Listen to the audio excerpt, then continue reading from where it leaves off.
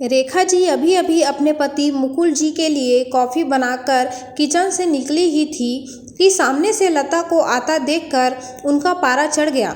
रेखा जी कहती है, जब सारा काम हमें ही करना है तो तुम्हारा क्या काम है?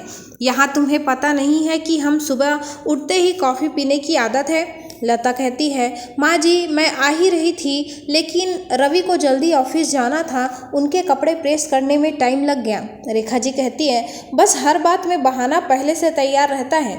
लता को शादी करके आए अभी केवल 4 महीने ही हुए थे। यहाँ आकर उसे ऐसा लगने लगा था जैसे किसी जेल में आ गई हैं। उसे कहीं जाना हो तो परमिशन लेनी पड़ती थी, कोई गलती हो जाए तो पनिशमेंट मिलता था।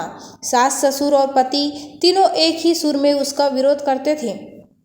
कभी कभी तो मन करता था कि यहाँ से भागकर अपने पापा के घर चली जाएं, लेकिन पापा हार्ट पेशेंट है, यह सब उन्हें पता लग जाए तो न जाने क्या अनर्थ हो जाएगा। यही सोचकर सब बर्दाश्त करती रहती थी। लता ने जल्दी जल्दी सबके लिए नाश्ता बनाया, उसके बाद रवि को टिफ़िन पैक करके दे रही थी। तभी रवि ने आवाज़ दी, लता क्या कर रही हो? इतना टाइम नहीं है मेरे पास, कार चला कर नहीं जाना है, मेट्रो में कितना समय लगता है तुम्हें पता है ना? जरा सा लेट पहुँचो तो ऑफिस में सुनना पड़ता है। रवि की एक एक बात इस बात पर इशारा कर रही थी कि उसके पिता ने उसे कार नहीं दी थी, लेकिन अब वह सब सुन लेती है। पिता को कैसे बताए कि जिन्हें आपने उसके जीवन साथी चुना है वह पैसों का लालची है।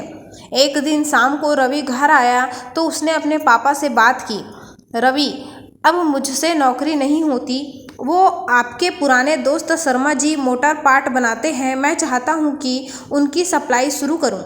पापा कहते हैं, लेकिन बेटा उसके लिए तो कम से कम 10 लाख रुपए चाहिए होंगे, वो कहाँ से आएंगे? रवि बोलता है, वही सोच रहा हूँ। तभी लता चाय बनाकर लाती है। रवि, लता तुम अपने पापा से कुछ पैसे उधार ला सकती हो? लता का सब्र जवाब दे चुका था।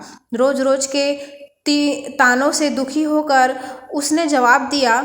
लता कहती है कि रवि मेरे पिता के भरोसे मत रहना, उन्होंने मेरी शादी करके अपना फर्ज पूरा कर दिया। अगर आपको नौकरी करने में दिक्कत है तो मुझे जॉब करने दो, दोनों मिलकर कमाएंगे। यह सुनकर रवि का पारा चढ़ गया। क्या बकवास कर रही हो, ज़्यादा जुबान चलने लगी है? रवि मैं बहुत बर्दाश्त कर चुकी हूँ, इसलिए मैंने जॉब करने का फैसला किया है। नहीं, रवि कहता है, नहीं हमारे घर में यह सब नहीं होता, तुम्हें जॉब करनी है तो अपने घर चली जाओ। मुझे पता था आप यही कहेंगे, मैंने वकील से बात कर ली है, मैं जल्द ही तलाक ले लूँगी। यह सुनकर रवि और उसके पिता के हाथ पांव फूल गए। तभी रेखा जी वहाँ आ गई। रेखा जी कहती है, देख लिया बहू, बहू को सिर पर चढ़ाने का नतीजा, निकाल दे इसको घर से बाहर। लता कहती है, ठीक है मैं पुलिस को फ़ोन कर देती हूँ, आप मेरा सारा सामान और दहेज वापस कर दीजिए, साथ ही हर महीने अपने पति की कमाई का आधा हिस्सा मैं कोर्ट से ले लूँगी। इस मकान में भी मेरा हिस्सा है, आधा मकान मेरे नाम कर दीजिए। रेखा जी, सुनिए ये क्या कह रही है? मुकुल जी कहते हैं, बेटी ऐसी बातें क्यों कर रही हो? आज के बाद हम तुमसे कभी कुछ नहीं कहेंगे, तू अपने कमरे में जा। लता कहती है, नहीं पापा जी, बहुत बर्दाश्त कर चुकी हूँ मैं, अब मुझसे ये दिन भर के ताने बर्दाश्त नहीं होते। आप लोग इतने लालची होंगे ये मैंने कभी सपने में भी नहीं सोचा था। रेखा जी कहती है, इसके बाप को फ़ोन करके बुलाइए, इसके मुंह लगने से अच्छा है उनसे डायरेक्ट बात करते हैं। लता कहती है, माँ जी मेरे पिता हार्ट के पेशेंट है, अगर इस बात को सुनकर उन्हें कुछ हो गया तो इसके जिम्मेदार आप लोग होंगे। रवि कहता है, ये तुम्हें क्या हो गया? आज से पहले तो तुमने कभी ऐसी बात नहीं की। लता कहती है, मैं आज तक आपके और मम्मी पापा जी के हर तानों को बर्दाश्त करती रही, बस 20 लाख रुपये मेरे पापा ने शादी में खर्च किए, फिर भी आपको कार चाहिए, बिजनेस करने के लिए पैसा चाहिए। लता ने उसी समय अपना सामान पैक किया और घर छोड़ दिया।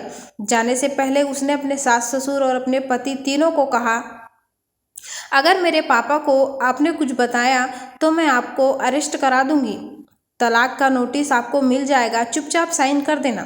लता वहां से निकलकर अपनी एक सहेली के फ्लैट में चली गई।